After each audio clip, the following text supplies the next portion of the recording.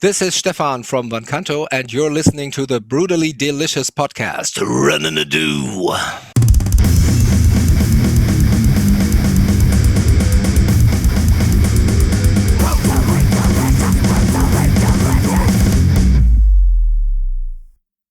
How are you, my friend? I'm fine. How are you? I'm doing all right. You guys are where, in Germany? Yeah, Germany. So what's the world situation like over there? Are you allowed out yet, or is it still locked down? At least there's some progress, so it's getting better. So numbers going down and vaccinations going up. So some progress here. Personally, not so much has changed for me because I'm not yet vaccinated and still have to wait a little bit. But I'm in my studio all the time making music anyway, so... Yeah, that's definitely a plus. You have nothing else to do except work like that, so... Yeah, and especially for producing an album, it was quite nice to have a situation where you don't have any deadlines because there's no tour planned or anything, and you can just record the album. Yeah. So were you at the helm producing To the Power of 8?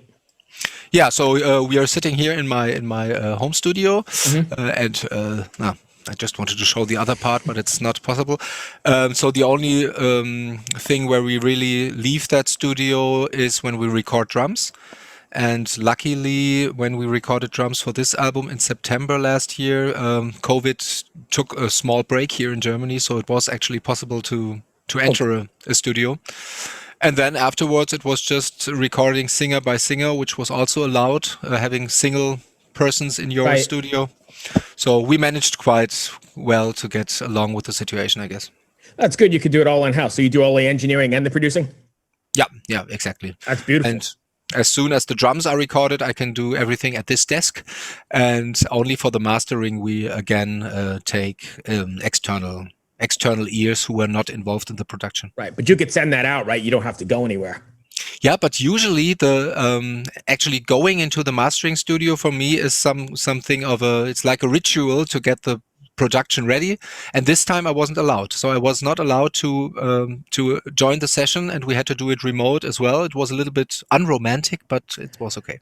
So did it feel a little bit nervous, wondering what you were going to get because you weren't there? Oh, no. I mean, we were still involved. The mastering engineer sent over all the immediate steps so we could give feedback and anything. No, it was just like really leaving your home studio, going to the mastering studio and knowing that at the end of the day, you'll have the finished master in your hands. It's also a nice thing to have. And this time it was just not possible. But yeah, if this is the only problem you have in COVID, then you're a lucky man, I guess. Absolutely. So did you find it, or do you find it, this is your 8th record, I believe. So do you find it hard not writing the same record over and over again, like distancing yourself from the last one and doing something fresh and new? Yeah, so at least it is very important for us to not write the same album twice. It does not feel hard as long as we get ideas, fresh inspiration on how the new album is different from the other ones. So, for example, 2 albums ago where we had that Voices of Fire album with a lot of choirs, and then, of course, the last album with the lineup change also gives you instant inspiration because you have other singers. And this time it was the constellation with 3 lead singers at a time that held enough inspiration for me to really feel motivated to do that album for 3 lead singers. Okay. So recording this and writing this, I guess, during the pandemic, were you inspired differently? Does that make sense? Did you get your inspiration from a different place? I think not so much because it was pandemic, but more about the fact that we wrote for 3 lead singers. And usually I do not get inspiration for example, for the lyrics from everyday scenarios anyway. So it's more like these motivational kind of fantasy lyrics. And I think you can just get inspiration for these kind of lyrics every day. So it did not change so much. What did change, of course, is the focus on recording the album and not having a tour in mind, because the last 7 albums we already had the tour planned when the album came out. This time the album will come out and we all do not know when will be our next live gig. So this definitely was different. So in that, along those same lines, then, are you writing like with the stage in mind, how the song is going to be performed and how the audience is going to react? Or do you write the songs just for the song's sake? A little bit of both. At least when it comes to putting together a complete album, we have some focus on, are there enough songs on it that really will work out live? Because there are always songs that are so detailed and feel more like a musical or something, where we know, okay, this will be a great album song, but if we would perform it live, it would be too exhausting or anything like that. So it's a mixture. And especially for the covers, we take a look that these would be smash hits to perform on stage, of course. Right. That's definitely a thought behind it. Yeah. Okay. And I know you said there, let's stick with the songwriting for a second. You said it's sort of motivational, or that's where you draw your inspiration from. Is there a meaning or a message you want your fans to take away from after listening to a Van Canto record? Yeah, so basically the idea is that when you're finished listening to a Van Canto song or record, that you feel better than before, like a little bit like a hero. So you should not feel better just because the album is over and you finally listen to, Right. to other music, but know that you feel like inspired and pushed, and always have a little bit of an uplifting spirit. Although it's music related to, let's say, all the motives and topics in heavy metal, like there's also aggression in it, and there's power in it, and there's volume in it, but still it should feel in an uplifting way. That's our intention. So along those lines then too, I imagine there must have been stories or meetings with fans or something like that where people have said you've connected with them in a way that affected their life. You have any of those kind of stories? Yeah, definitely. So we have some songs, especially the ballads, that seem to be connected to many funerals, actually. Oh, really? So yeah, so we get a lot of mails where we were told that the last wish of somebody really was to listen to a specific Van Canto song, or having a specific Van Canto song played on a funeral. So this is quite the toughest mails that you can get. But also on the other way, we have emails and messages from fans telling that they have been through a very hard time, and that they had one particular song, for example, If I Die in Battle, or our German one, Neuer Wind, that really helped them to feel uplifted again and make their next move. And these kind of messages and feedback are very, very inspiring also for a songwriter. It wasn't meant to be that way. We did not write a song where we hoped somebody would have to play it on a funeral. Of course, that's not in the back. But if you get told the story, it's still a great feedback, because there's so much connected to our music that somebody asked for to having this song played on a funeral. It's a great thing. Yeah, you become part of their life. Then it's got to be super humbling as well, right? Because exactly. Yeah. That's got to be I guess, like you said, you don't know. I mean, you're not setting out to do that, but when you connect, that's got to be tremendously powerful. Exactly. I think it's even better if you do not write songs with these kind of intentions, but you write songs because music comes out of your body and soul, and then you get told that your music has this impact on other people. It's unbelievable. And also, sometimes what you're writing is not going to, or what your initial meaning is not going to be how everyone else takes it, right? Everyone else perceives it differently. So that's kind of cool. Yeah, totally. And I don't like to explain too much about what did you mean with that line, or what did you want to achieve with that one. And I just say it's up to the listener, because everybody can take something out of it, especially in metal, because metal is very... it works with a lot of images and more with a general feeling than being too on point with the message. We don't have any political message or something like that. It's really like painting these images in the listener's mind, and then he can decide whatever he wants to take out of a song. Are you guys all writing together, or is it more the efforts of one particular member of the band? Yeah, there's not so much jamming like you would expect with a regular band sitting in the rehearsal room and just throwing ideas.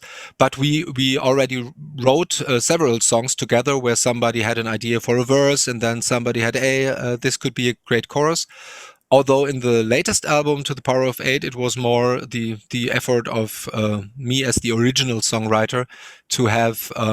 the idea was we have 3 lead singers, and to make it a album that still sounds consistent, it's better to have the songwriting a little bit more in one hand, instead of having 3 singers, 5 different songwriting styles, 4 different covers, and nobody would know what is this album about. Right. So Is there ever a point where you get in the same room and sort of rip? I don't know how the vocal thing works. It's, you know, different than playing guitars and bass and whatever. But is there a point where you get in a room and, I guess, riff is the word, and bang things off each other?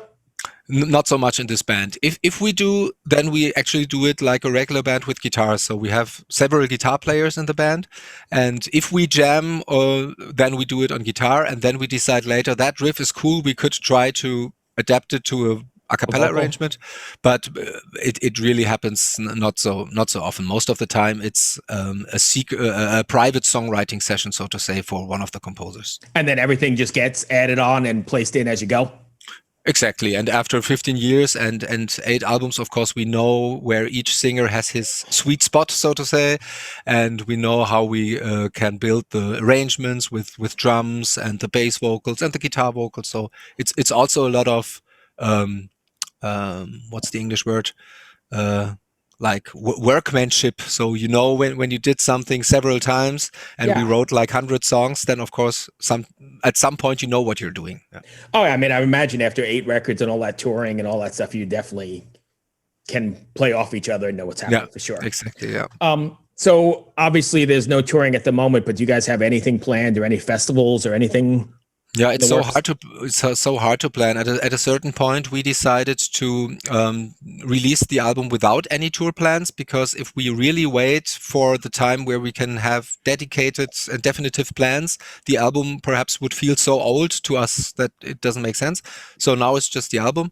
And I think the most realistic scenario would be that we start with festivals in next summer season. So still 1 year to go. Yeah. And then take it from there. I'm not the kind of person who wants to make plans that have to be replanned like every week. I don't like that. Does Van Canto translate into the live stream at all, or is that not something that's possible? Yeah. It would be possible, but personally, I think it would not make so much sense, because the effect of Van Canto live is also that people are surprised on how loud we actually are. So perhaps they expect something like bum bum bum, and then it's exactly as loud as a normal band. And in a live stream, you can transport that, because everybody can decide for his own how loud he listens to the live stream, and then perhaps it's rather compared to the album. And that's better for bands that, I think live streams are great for bands that really are able to recreate the full album sound in a live scenario, like Dream Theater or something like that, progressive bands. But for us, it's really also about the effect of playing live, to have that energy on stage and the interaction with the audience. And if all that is gone, I don't see so much sense in a live stream. Okay, so just one more for you then. What's the plan going forward here? Obviously, the record's out or about to be out, and then singles along the way. But are you writing new music because you've got all this downtime and you don't have anything scheduled for a year? Yeah, this is really a new situation for us as well. I think what we learned is that also in the change in the music industry the last decade, let's say, it's not so helpful if you only think in album sequences, but that you constantly have something that you can share with your fans. And for example, before releasing the album, we also did a cover of an old shanty song, this Wellerman cover, and this went quite well, because it wasn't so much work for us like a full album, but still it was something where we can tell the fans, hey, we're still here, and hopefully we'll meet all of you again live. And I think it will be something like that we still put out new material, even if it is not on an album. This would be my take. I know I said it was the last question, but I'm sorry. But I think the whole music business has sort of shifted, right? Because there's no more releasing an album and doing that whole thing. Everyone's going to the one song a month or every 6 weeks, or just to keep things relevant. And it's a whole different ball game now. I think so too, although the metal is still, let's call it old school here. I think metal is still a music where you actually can release albums and then go on tour. But perhaps this will also only last for like 5 years or so. And if the next generation, so all those who should go to concerts in 10 years that are, I don't know, 10, 11 or 12 years old these days, I think they will actually not get the concept of an album, because they they have Spotify, and then they click a playlist or radio, and then you listen to songs of a band, and you think, this is a great band, let's listen to another song, but not like, oh, what's the opener of the album? And after the ballad, there is an up-tempo song. I think these kind of strategic thinking is not so important anymore. So you touched right on it, though. I think there was a whole art in sequencing a record, and like, and as a fan sitting and listening to it, you know, like how you imagined the record to be. And you're 100% right. My son is 19 and he just wants to listen to 30 seconds of one song, not even really giving it a chance and downloading one song. There's no such thing as. Yeah, and I think that's fine. I think it's also part of the development that, like, the elder generation, like we have to complain about the youngers, of course. Right. And if at our time when we were teenagers, of course we were used to albums, but if you go back in time, singles were actually already 45s, right? Yeah, or when Elvis or the Beatles, they thought in singles, and after they released some singles, they just put them together and bundled them in an album. But it doesn't have to stay the same all the time. It's so exciting that new things happen, and it's also good that there are young people that just want to do something different than the generation before. This is how metal was created, and this is the way it has to be. I guess you're 100% right, and that's how progress goes and whatever. But maybe I'm still just rooted in. I like looking at the artwork, and I want to read the liner notes and know where it was recorded and who played cello, all that kind of stuff. I 100% feel the same, but I still know that it's just because we're old. Let's face it. Right. Well, that's all I've got, Stefan. I appreciate you taking the time. Thank you, my friend. I appreciate it. Stay safe. Hopefully we'll see you on tour somewhere. Yeah, hope so too. All right. Be well, my friend. Cheers. Cheers. Thank you. Bye.